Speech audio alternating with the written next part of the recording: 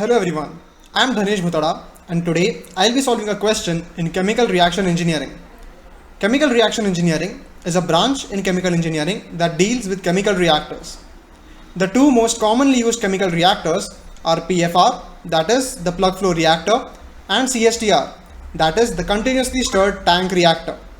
Both these reactors vary in their properties, structure, and uses. Today's question will help us gain knowledge about the concepts of both these reactors. So let's have a look at the question. The exothermic reaction A gives B plus C was carried out adiabatically and the following data was recorded. We have a table that tells us how the rate of the reaction varies for different conversions. From 0 to 0.9, the rate of reaction is seen to be varying from 10 mole per dm cube minute to 909 mole per dm cube minute. The entering molar flow rate of A is given as 300 moles per minute. Based on these data, we need to answer some questions. Part A, we need to find the PFR and CSTR volumes necessary to achieve a conversion of 40%. Part B, we need to find the range of conversions which would have the same CSTR and PFR volumes. Part C, we need to find the maximum possible conversion that can be achieved with the help of a 10.5 dm cube CSTR. We first start this problem by listing down what has been given. We've been given the exothermic reaction A goes to B plus C.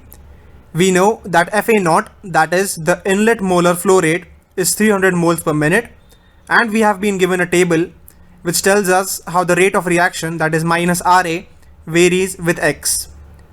Based on this data that has been given to us, we construct the value of FA0 by minus RA for different X. Based on this data, we construct another entry of FA0 X by minus RA.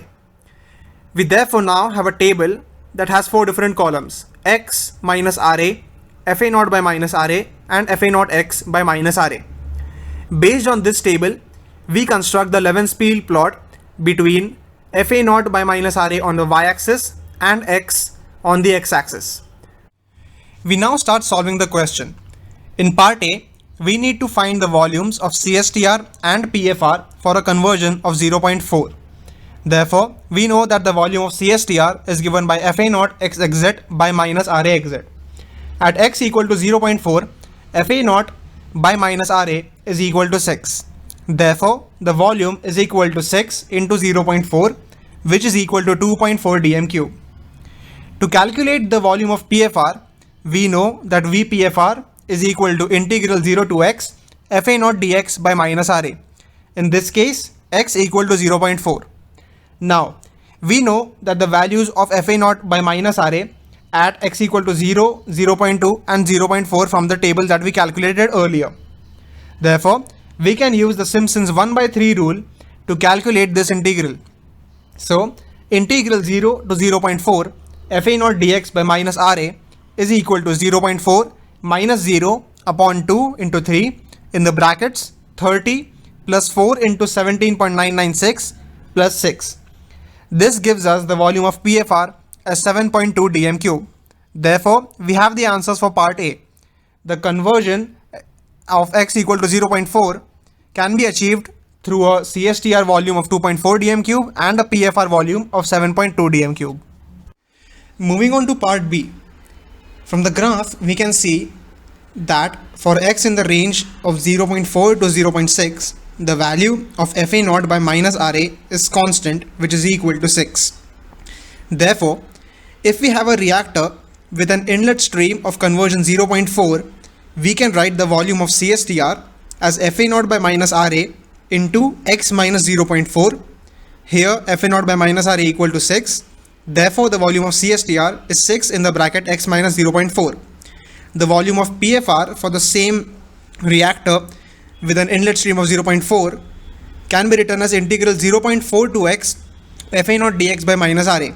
As FA0 by minus RA is equal to 6, we get the volume of PFR as 6 in the bracket x minus 0.4. We therefore see that the volume of CSTR is equal to the volume of PFR. Therefore, if we have a reactor which has an inlet stream of conversion 0.4, we can obtain an outlet stream of conversion between 0.4 and 0.6 with the same volume for PFR and CSTR. This is illustrated by the following two diagrams, where we can see that the inlet to the PFR has a conversion of 0.4 and we can get an outlet stream conversion of X less than 0.6, and similarly for a CSTR we can have an inlet of 0.4 conversion and we can get the outlet of same conversion for the same volume of CSTR as that of the PFR.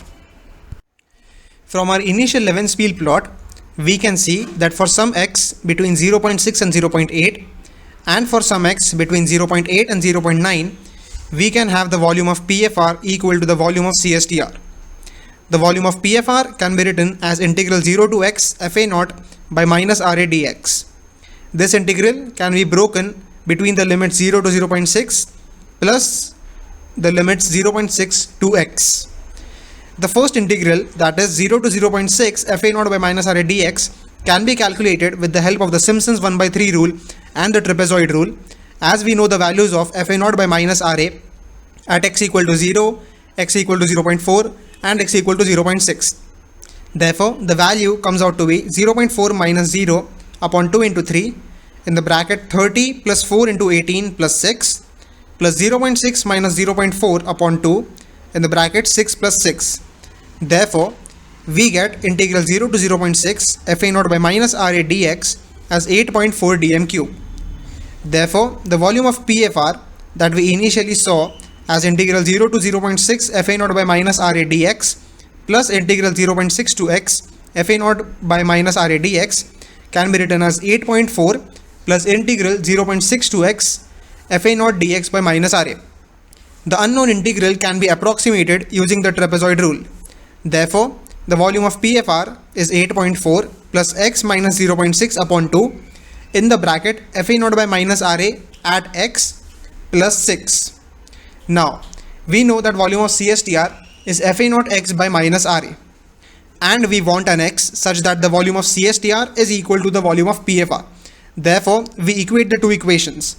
Therefore, Fa naught by minus Ra into x equals 8.4 plus x minus 0.6 upon 2 in the bracket Fa naught by minus Ra plus 6. Also, as we can see in the graph, it is linear in nature.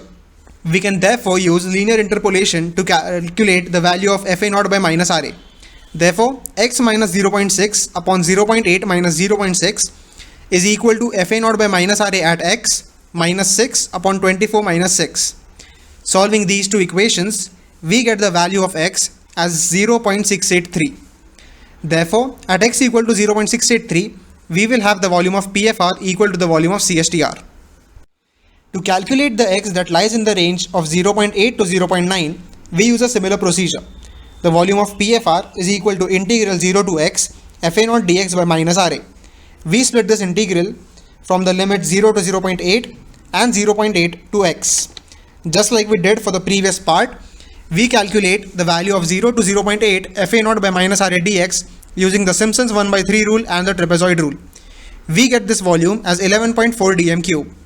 Therefore, the volume of PFR is 11.4 plus integral 0.8 to x Fa naught by minus Ra dx. We calculate the second integral using the trapezoid rule.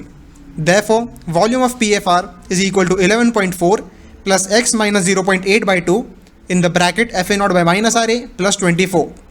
We also know the value of the volume of CSTR, which is equal to Fa naught x by minus Ra. And as the volume of CSTR is equal to the volume of PFR, we can equate the two equations. Therefore, Fa naught by minus Ra into x equal to 11.4 plus x minus 0.8 upon 2 in the bracket Fa naught by minus Ra plus 24. Again, as the graph has a linear relation, we can use linear interpolation. Therefore, x minus 0.8 upon 0.9 minus 0.8 is equal to Fa naught by minus Ra minus 24 upon 0.33 minus 24. We solve these two equations and we get the value of x equal to 0.84. We therefore see that for x equal to 0.683 and for x equal to 0.84, we get the value of volume of CSTR equal to the volume of PFR. We have therefore calculated the answer for part B. That is, for x in the range of 0.4 to 0.6 and for x equal to 0.683 and x equal to 0.84, we can get the volume of PFR equal to the volume of CSTR. For our final part C, we need to calculate the maximum conversion that can be achieved through a CSTR of volume 10.5 dm cube. Therefore, as volume of CSTR is 10.5 dm cube, Fa0x by minus Ra is equal to 10.5. From the initial table that we calculated, we can see that the value of 10.5 appears between x equal to 0.8 and 0.9. Therefore, utilizing the linear nature of the graph, we use linear interpolation and we get the equation x minus 0.8 upon 0.9 minus 0.8 equals Fa0 by minus Ra minus 24 upon 0.33 minus 24. We solve this equation and the equation of the volume of CSTR and we get the x as 0.849.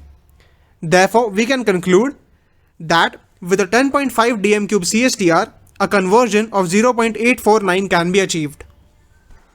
This question therefore helps us understand the concepts of CSTRs and PFRs, which form the base of chemical reaction engineering. Thank you.